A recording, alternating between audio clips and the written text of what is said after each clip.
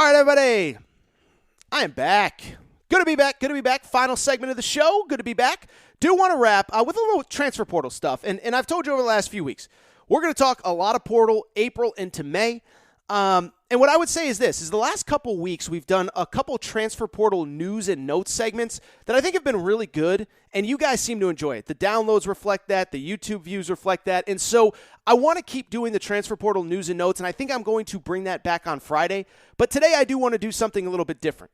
Today, what I think we'll do instead is I want to rank all of the best players in the transfer portal right now. And the reason being because when these guys do commit, when they take visits, I need to, I think it's good that you guys and girls have some context as to who these guys are, what they do well, what they don't do well, and what impact they're going to have when they commit or when they're visiting your school or whatever. So what we're going to do, we're going to rip through the best players in the transfer portal right now with two quick caveats before we start. One, I don't know that the top of the transfer portal is as good as it was last year.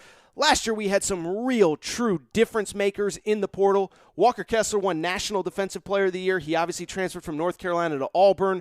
Kellen Grady was really good.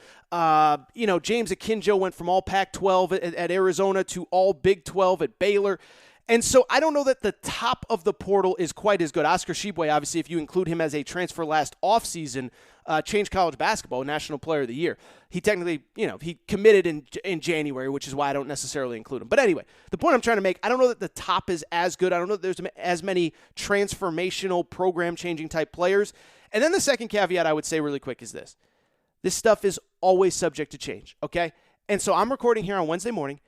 Don't want to hear from you. If you listen on Friday, Torres, that guy already committed, okay? That guy committed. I don't know what you're doing. I don't know what you're talking about. No. Here's the deal. Here's the bottom line. As I'm recording, all of these guys are in the portal. I'm going to give you my rankings. If you don't listen to it till 24, 36, 72 hours after this episode comes out, that is on you. With that said, though, let's get into my ranking of the 25 best players in the portal right now, and we'll rip through these really quick. I'm not going to spend a ton of time on any of these guys. I just want to get you a baseline for who the best players are. Number one, Taryn Shannon Jr., TJ Shannon from Texas Tech, okay? Big forward, about 6'6", 6'7".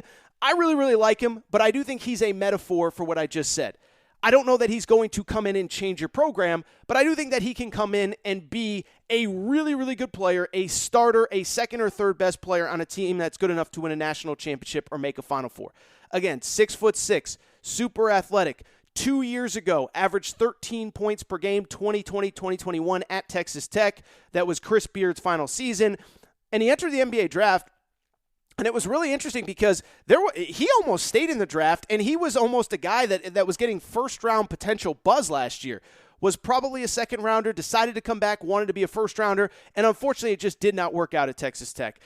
Injuries, he dealt with injuries all year. His numbers went down. They were a little bit deeper. They played a few more guys. And so after the season, he decides to enter the portal. But at the same time, I do believe he is the closest thing to a difference maker that you have.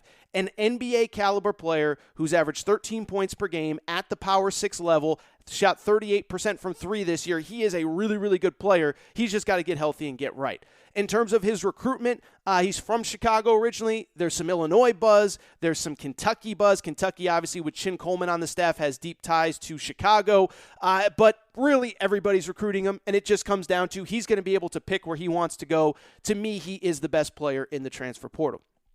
Number two, Janae Broome, the center from Morehead State. And if you have not watched this kid, pull up some video or some clips on YouTube. This kid is just a total difference maker. 6'10", 6'11". Here are the stats. 17 points, 10.5 rebounds, 3.5 blocks per game at Morehead State. And oh, by the way, in the conference championship game, biggest game of the season, goes for 32 against Murray. 6'10", super athletic. I believe he can play anywhere in college basketball. And the interesting thing about him is I think there was some speculation that he was going to transfer after last offseason, decides to come back to Morehead State. Now he's so high profile. He's leaving money on the table, NIL-wise, probably staying at Morehead State. He decides to enter the portal. I think he's the best big man by far that's really available in the portal. In terms of his recruitment, everybody's reached out to him. As of right now, as I record, he is taking a visit to Auburn later this week. That is the only visit that I know of that is officially on the books for him. But, you talk about just a difference maker in the portal. Janae Broome, 6'10", from Morehead State, is ranked number 2. Number 3, Nigel Pack, from a guard from Kansas State. I think he's probably the most established player in the portal right now. Averaged 17 points per game at Kansas State this year. And here's the bottom line. You can criticize Kansas State, whatever. They weren't very good. If you could average 17 a game in the Big 12, the best defensive league, I believe, in college basketball with, West Virginia and Kansas and Texas Tech and Texas. I mean, all these teams play elite defense. This dude averaged 17 a game when everybody knew that he was going to shoot. Oh, by the way, shot 43% from three-point land. My only concern with him, really, he's not very big. He's about 5'11", 6 feet, and has to have the ball in his hands. And I don't know how good he would be in a situation where the ball is not in his hands. So that is something worth monitoring in terms of these schools that are recruiting him, is trying to figure out how does he fit with the guys that are already on the roster. Now, in terms of that, in terms of where he could end up, what I'll tell you is he's originally from Indianapolis. I remember talking to Bruce Weber about him years ago, called him like a true Indianapolis point guard, just smart, heady, knows how to do whatever. He's from Indianapolis. He's already visited Purdue, also planning on visiting Ohio State and Tennessee. My gut tells me he'll end up at Purdue, but this is a guy can create for others, can create for himself. Not great if he doesn't have the ball in his hands. And I say he can create for others, but he really doesn't. He's really a small scoring guard. That's a little bit about why I'm concerned with him, because I don't know that he gets a ton of other people involved, but really talented scorer, really good player, Nigel Pack from Kansas State, and number 3. Number 4, KJ Williams, center from Murray State. This dude's a beast, man. I mean, this guy, as soon as he entered the portal, I said he could play anywhere in college basketball. Obviously, Matt McMahon goes to LSU. He decides to enter the transfer portal, and he is one of the most coveted players available. Ohio Valley Player of the Year, averaged 18 and 10 per game. The thing worth noting with KJ Williams, though, he has entered his name in the NBA draft. I touched base with him, I believe, right afterward, and touched base with some people that worked with him at Murray State. They said he's 2 feet in with the NBA draft. He wants to be a pro. He's ready to go to the next level. And I don't think he really wants to come back to college basketball. But if he does, he will be very coveted. I think right now he's not even really taking very many calls in terms of other schools. My gut would tell me Matt McMahon, Murray State, has already had 2 of his former players transfer to LSU. If KJ Williams comes back, my hunch would be that he goes to LSU. But right now, that is very much up in the air. KJ Williams at number 4 on this list. Number 5, Kendrick Davis, SMU. Small guard, a lot like Nigel Pack. Really, really, really good. 19 points per game this season. 30 points in the final game that he played at SMU in the NIT. Really talented player, 37% from 3. So it's just a really, really good guard. My only concerns for him, I just said it with Nigel Pack. He's a little bit small. Now, he started his career at TCU, so it's not as though he can't play at the high major level, but he's a small guard, and he has to have the ball in his hands. Now, to his credit, he's a little bit more of a playmaker for others than Nigel Pack is, average 4.5 assists per game, and I think you can make the case. Look, I think there's an argument to be made that he could have as much, if not more, of an impact than anybody in the transfer portal right now next year on college basketball. The problem is, again, it has to be the right spot. He has to go to a school where he has the ball in his hands, where he can make plays for others, and he can make plays for himself. Kendrick Davis, 19.5 points per game in the portal. He is my number 5 ranked player. In terms of his recruitment, I would say, it's a little early to speculate. It seems that he just entered the portal Monday night. I don't know that he's anything close to cutting down a list. Guy that has absolutely cut down the list. I'll tell you this. There's not a more controversial player on my ranking than Xavier Pinson, number 6 from LSU. I've seen, some other people really criticize Xavier Pinson. Look, I watched a lot of LSU this year. When he was healthy, they were a top 10 team in the country. Then he goes down, then the team falls apart, okay? So Xavier Pinson, he averaged 9.5 points per game, 5 rebounds, 5 assists. He can get to the bucket anytime he wants. I think he is a great college basketball point guard. Oh, by the way, 2 years ago at Missouri, averaged 13 a game. A lot of people don't like his game, though, and I'm not totally sure why, mostly being that he's not a great three-point shooter. That's where a lot of the criticism has come in. Either way, I think he's a great college point guard. 2 quick things with him. One, he is down to 2 schools, Mississippi State and Xavier, and he should commit soon. Of all the players on this list, he might be the next one off the board. By the time you listen, he might have chosen his final school. With that noted, though, it is worth noting, this is his second transfer. I don't believe that he's a graduate transfer, and if he's not, you know what that means. He's going to have to get a waiver or he is not eligible next year. with the Will Wade situation, I can't see the scenario where Xavier Pinson isn't eligible, but that is worth keeping an eye on. Number 7, how about Kenneth Lofton Jr. from Louisiana Tech? And what I would say about him, first of all, for those who don't know, no, he is not related to the former baseball player, at least not that I know of. I did an extensive Google search and talked to some people that know him, and he is not related to that baseball player, Kenny Lofton. But big forward, some might call him burly. Some might say he needs to probably trim down a little bit. I'm trying to be diplomatic, but just watch video if you haven't seen him. But it doesn't seem to affect him on the court. 16.5 points per game, 10.5 rebounds per game, a staggering 17 double-doubles this season, including 36 points, 17 rebounds against NC State. So when I look at Kenneth Lofton Jr., big guy, physical down low, a little bit undersized, but this is a dude that just piles up stats and rebounds, almost like an Oscar Tshiebwe. Not comparing him to Oscar Tshiebwe, not saying he's going to be Oscar Tshiebwe, but when you talk about a guy, size doesn't matter. Well, take that as how you want. But, being 6'8" for him doesn't matter. This is a guy that is still getting stats in a big way at the college level. Kenneth Lofton, number 7 on my list in terms of his schools. He's heard from everybody. Houston, Texas, Auburn, Kentucky, among others. I would expect him to end up at like a Houston or a Texas that's kind of more of a low-post banging team, but we'll see with Kenneth Lofton.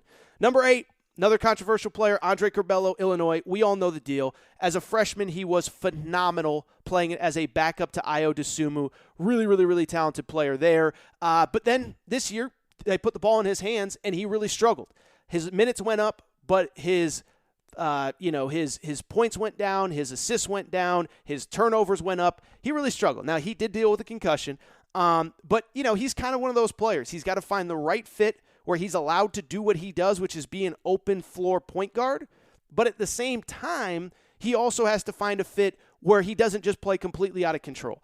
So we'll see what happens with him. He's originally from New York. My guess would be, St. John seems to be in the mix. Gonzaga seems to be in the mix. Obviously, one is an extreme, different than the other one. I kind of hope he ends up at St. John's. I'm not trying to, push a player anywhere. But, you talk about a guy that could really, put a jolt into that program, get people in the Garden. He's from New York. I think he would have a ton of support there. Andre Cabello at number 8. Number 9, Jalen Bridges from West Virginia. Big 6'7" wing, was a really highly touted player coming out of high school. And I'll be honest, I never really understood the fit at West Virginia. Well, he is in the portal after 2 years, 8.5 points per game, shot over 40% from the field, for 40% from 3. Really talented wing. With his recruitment, I'll say it's getting to the home stretch here. He entered the portal right after the regular season, so, he's been in there for about a month now. He has visits planned to Michigan State, Alabama, Baylor. I believe he may have already taken at least one of those. So the point being, he is going to make his decision soon. Jalen Bridges at number 9. Number 10, another guy who might be coming off the board by the time you listen to this, Tristan Newton, a guard from East Carolina. Okay, East Carolina, the AAC. Tristan Newton, really talented player, 6'5", hyper athletic, averaged 18 points, 5 rebounds, 5 assists per game. Not a great three-point shooter, 33%, but he is so big and so athletic.